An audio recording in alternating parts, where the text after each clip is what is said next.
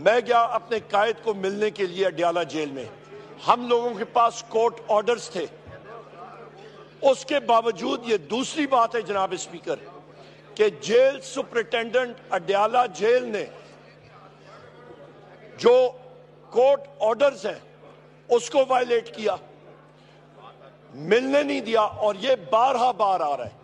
हमें बताया जाए जनाब स्पीकर कि जिस आइन के तहत हम सारों ने ओथ उठाया है, क्या इस आइन की हैसियत वो क्या है? क्या वो जेल सुपरिटेंडेंट उस आइन के ताबे आता है या नहीं आता? क्या वो जेल सुपरिटेंडेंट किसी गवर्नमेंट के ताबे है या नहीं है?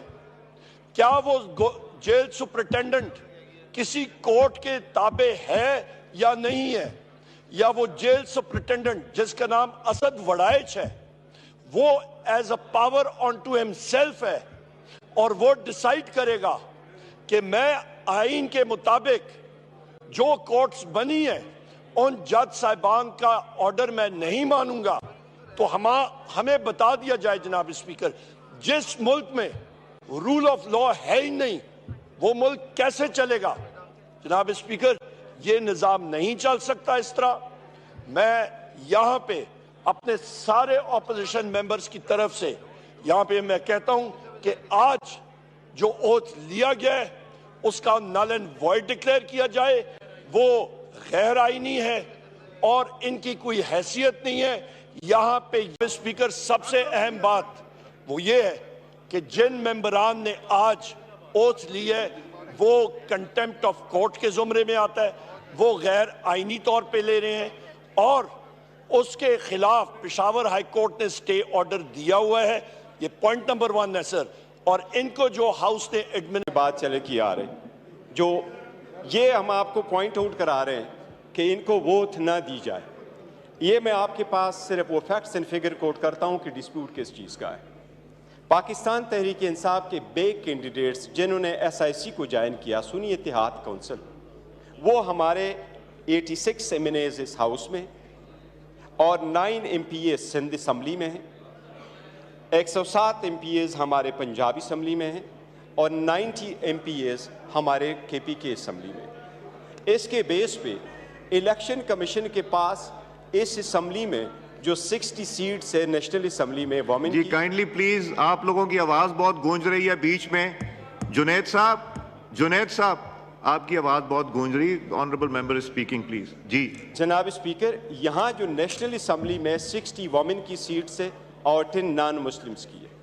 बाकी प्रोविंसेस में जो सीट है उसको बेस पे इलेक्शन कमीशन ने जो सीट प्रिजर्व रखी थी हमारे लिए सब्जेक्ट टू देयर डिसीजंस, वो सीट्स है 8 वमेन सीट KPK असम्बली से जो हमारे आने थे उनके लिए प्रिजर्व कर दी, 12 वमेन सीट पंजाब से जो आने वाली उनके लिए रिजर्व कर दी और 3 नॉन मुस्लिम के लिए रिजर्व कर दी इस असम्बली में। ये 23 सीट्स हैं। इसके अलावा जो KPK असम्बली में है वहाँ 21 वमेन की सीट्स है। पंजाब असम्बली में हमारे 24 MPA की सीट्स है और नॉन मुस्लिम की सिंध असम्बली में 2 वोमेन की सीट्स है। KPK में 21, पंजाब में 24 और सिंध असम्बली में 2। नाम ये टोटल स्पीकर साहब 47 सीटें बनती है। हमारी 8 नॉन मुस्लिम्स की बनती है प्रोविंशियल असम्बलीज में। इस पे जो पिटीशन का जिक्र आ रहा है जनाब स्पीकर, हमने पिटीशन किस तरीके से फाइल की? हमने 4 एप्लीकेशनें भेजी इलेक्शन कमीशन को और इलेक्शन कमीशन से हमने मुतालिबा किया कि नेशनल असम्बली और 3 प्रोविंशियल मिसरी असम्बली में हमारे वोमेन और नॉन मुस्लिम की रिजर्व सीटें दें। कमीशन ने उस पर डिसीजन देने से पहले इंतज़ार किया और 6 और एप्लीकेशन आई है दूसरी पार्टियों की। उसके बाद इलेक्शन कमीशन ने सुना, अब इनको सिर्फ नोट पर माले। 28 तारीख को हेयरिंग हुई, 1 तारीख को इलेक्शन कमीशन ने उस पर ऑर्डर किया 1 मार्च, लेकिन इलेक्शन कमीशन ने अपने ऑर्डर को अनाउंस नहीं किया। इलेक्शन कमीशन ने ऑर्डर अनाउंस किया 4 तारीख को 4 बजे दिन। 4 तारीख को 4 मार्च को इलेक्शन कमीशन ने ऑर्डर अनाउंस किया और 4 मार्च को ही नोटिफिकेशन इशू की। इसलिए जब हम पेशावर हाई कोर्ट गए तो एक नोटिफिकेशन के अलावा बाकी नोटिफिकेशन नहीं थी। लेकिन हमने प्रिसाइसली स्पेसिफिकली पूरे पाकिस्तान की सीटों का जिक्र किया और कोर्ट ने हमें स्टे दे दिया। और स्टे में आदो प्रिसाइसली ये वर्ड लिखे थे कि the speaker shall not administer vote, उसमें 5 to 20 सेकंड तक रिस्पॉन्डेंट थे, उसमें केपी वाले शामिल थे, लेकिन ये ज़रूर इंक्लूड था उनके सब्जेक्ट मैटर में कि उनको किसी सूरत ओथ एडमिनिस्टर की नहीं किया जाएगा। वो ऑर्डर की कॉपी आपके पास भेजना इलेक्शन कमीशन की सवाबदीद है।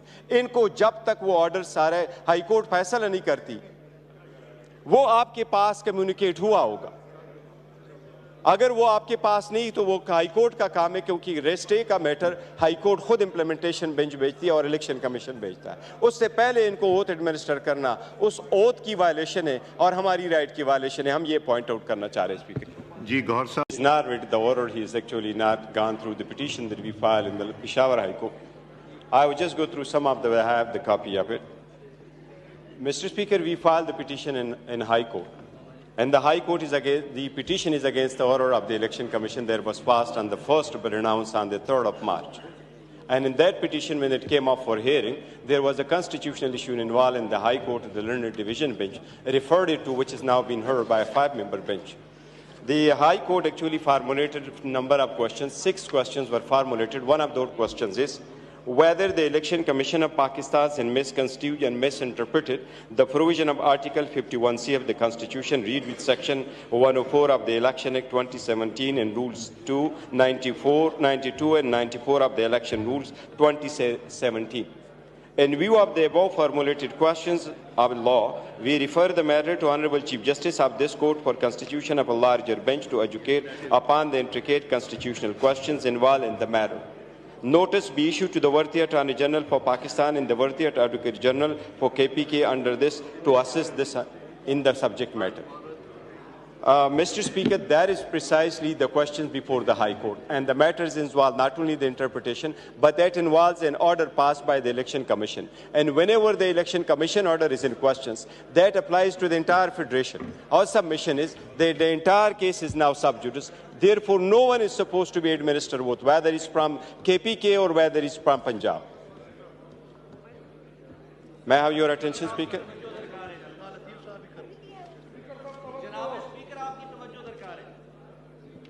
Speaker साहब, attention please. जी गौर साहब। Mr. Speaker, therefore the matter is sub judice, not only sub judice in the High Court, but the High Court has passed a stay order, and that applies to all cases.